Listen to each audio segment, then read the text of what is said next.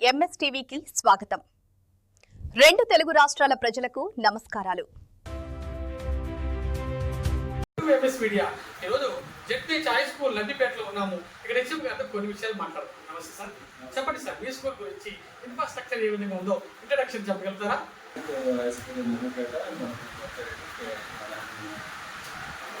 ప్రభుత్వం మరి విద్యార్థుల కోసం పాఠశాలను చాలా బలోపేతం చేసింది. అందులో భాగంగా పిల్లలకు కావాల్సిన పుస్తకాల దగ్గర నుంచి, అలాగే అధ్యయనం దగ్గర నుంచి, అలాగే యూనిఫామ్ దగ్గర నుంచి ప్రతిదీ కూడా ప్రొవైడ్ చేస్తుంది. అట్లాగే ఈ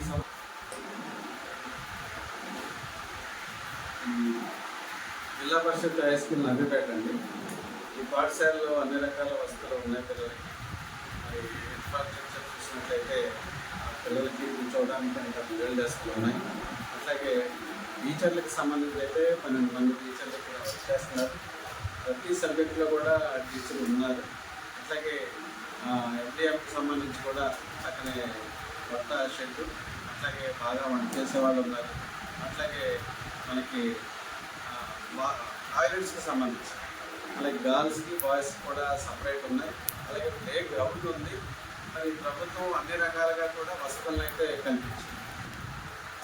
ఈ స్కూల్లో మిడ్ డే మీల్స్ మరి పిల్లలకు విద్యార్థులకు న్యూట్రిషన్ ఫుడ్ అందిస్తున్నారా? ప్రభుత్వం ఏదైతే మెనూ ప్రకటించిందో ఆ మెనూ ప్రకారం ఆ రోజులు కూడా ఆ మెనూ ప్రకారమే ఇక్కడ మిడ్ డే మీల్ జరుగుతూ ఉంటుంది. మిడ్ డే మీల్కి సంబంధించి ప్రతిరోజు కూడా మేము ప్రభుత్వానికి మరి దానికి సంబంధించిన నివేదిక కూడా ఇస్తూ ఉంటాం.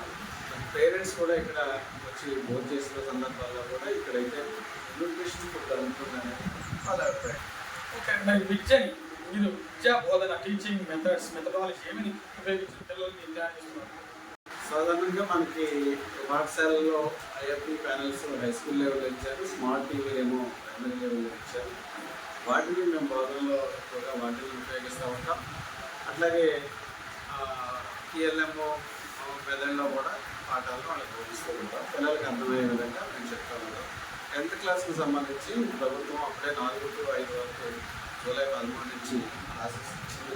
అవి కూడా మరి సబ్జెక్ట్ వైజ్ నిర్వహిస్తాం కూడా జరిగింది. ప్రభుత్వం వారు పిల్లలకి చదువుకోవడానికి ఎటువంటి ఉచిత సౌకర్యాలు సదుపాయాలు కల్పిస్తున్నారు? ప్రభుత్వం ఏదైతే ప్రభుత్వ పాఠశాలకు వచ్చే పిల్లలు ఉన్నారో వాళ్ళకి సంబంధించిన ఎన్టీ బుక్స్ కానివ్వండి, అట్లా హై స్కూల్ లెవెల్ అయితే నోట్స్తో సహాయిస్తూ మరి 3 జతల యూనిఫామ్ ఇవ్వడంతో పాటు మరి 1వ తరగతి 6వ తరగతి పిల్లలకు డిక్షనరీలు కూడా మరి సప్లై చేస్తూ అన్ని రకాల బూట్లు, యూనిఫామ్స్ అన్నీ కూడా బెల్ట్ అలాంటివన్నీ కూడా ప్రభుత్వం ప్రొవైడ్ చేస్తుంది. అలాగే తల్లికి వందనానికి సంబంధించి 13,000 రూపాయలు కూడా ప్రభుత్వం మరి పిల్లలందరూ కూడా అది వస్తుంది. ఈ సంవత్సరం కూడా ఒక 4 అయితే రాలేదు. అది రేపు ఆగస్టు 30 ఎక్కువే అవుతుంది.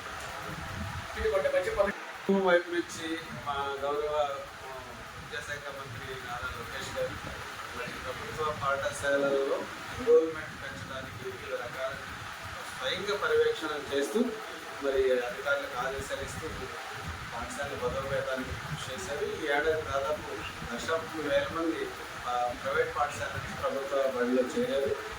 మా విద్యాశాఖ అయితే మాత్రం మంత్రి గారి ఆధ్వర్యంలో చాలా బాగా పనిచేస్తుంది. అలాగే మా జిల్లాలో ఉన్న డిఓ గారు వాసుదేవ గారు, అట్లాగే ఇక్కడ మండలంలో ఉన్న ఎంఈఓలు తెప్పించుకోవడం, అట్లాగే భగవతీదేవి మేడం గారు కూడా పాఠశాలల అభివృద్ధి కోసం వారి నిరంతరం కృషి చేస్తున్నారు. మీరు విద్యా బోధన కాకుండా మీరు ఇంకేదైనా చేస్తుంటారా?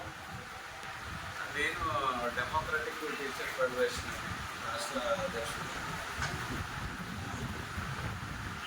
అధ్యక్షుడిగా పనిచేస్తున్నాము. ఉపాధి సమస్యల మీద ఉపాధ్యాయుల సమస్యల మీద ప్రభుత్వానికి ఎప్పటికప్పుడు సమస్యలు తీసుకెళ్ళడం కోసం కృషి చేస్తాం. విద్యార్థుల తల్లిదండ్రులకు ఈ గవర్నమెంట్ హై స్కూల్ గురించి ఏమని రిక్వెస్ట్ చేస్తున్నారు? తల్లిదండ్రులని కోరేది ఏంటంటే, ఇది ఒక చిన్న గ్రామం అయినప్పటికీ కూడా ప్రభుత్వం మరి దీన్ని ఉన్నత పాఠశాలగా చేసింది. మరి పాఠశాలను నిలబెట్టుకోవాల్సిన బాధ్యత గ్రామస్తుల మీద ఉంది. ఎందుకంటే దాదాపు 12 బస్సుల్లో ఇక్కడి నుంచి పిల్లలు దాదాపు ఒక 150 పిల్లలు బయటకు వెళ్ళిపోయే పరిస్థితి ఇక్కడ జరుగుతుంది. ముఖ్యంగా ఇవాళ 115 మంది పిల్లలు ఈ హై స్కూల్లో ఉన్నారు. మరి వీళ్ళ సంఖ్య తగ్గకుండా ఉన్నారంటే పేరెంట్స్ ఇక్కడున్న టీచర్స్ని కానివ్వండి, ప్రభుత్వం కల్పించిన ఈ వసతులు కానివ్వండి వినియోగించుకునే అవసరం ఉంది. పాఠశాలను కాపాడుకోవడానికి అలాగే మీ ఉచితంగా ఇక్కడ మంచి నాణ్యమైన బోధన చేసే ఈ పాఠశాలకు మీ పిల్లల్ని పంపాలని చెప్పేసి ఆశిస్తున్నాను. ఇప్పటి వరకు కె నరహరి గారు మరి హెచ్ఎం గారు చాలా చక్కగా వివరించారు. గవర్నమెంట్ స్కూల్స్ అనేక ఫెసిలిటీస్ ఉండగా మీరు ప్రైవేట్ స్కూల్ మేము ఎందుకు మొగ్గు చూపుతున్నారు, వాపుతున్నారు? ఎందుకంటే వెల్ క్వాలిఫైడ్ టీచర్స్, మంచి నాణ్యమైన గుడ్డు, అదేవిధంగా ఆరోగ్యం, అదేవిధంగా ప్రభుత్వ సహకారం, మరి ఇన్ని సహకారం ఉండగా మీరు ఎందుకని ప్రైవేట్ వైపు చూపుతున్నారని బాధపడుతున్నారు? విద్యార్థుల తల్లిదండ్రులను ఒకసారి క్లియర్గా ఆలోచించి ఒకసారి విజిట్ చేయండి. ఎన్ని ఫెసిలిటీ మీకు నచ్చితేనే జాయిన్ అయ్యి 1 year చదవండి. చదివిన తర్వాత అప్పుడు మీకు నచ్చితేనే ఉండండి, లేకపోతే వెళ్ళండి. మీ అందరూ కూడా ఎంఎస్ మీడియా ద్వారా సభాముఖంగా తెలియపరుస్తున్నాం. ఇటువంటి స్కూల్స్ని ఇంత క్లారిటీగా చక్కగా క్రమశిక్షణగా నడుపుతూ డిసిప్లైన్ చేస్తున్నటువంటి యూటీఎఫ్ మరి డిటిఎఫ్ లీడర్ గారు అయినటువంటి నరహరి గారికి కంగ్రాచులేషన్స్. వెల్కమ్ ఎంఎస్ మీడియా, ప్రతి చోట ప్రజల మాట.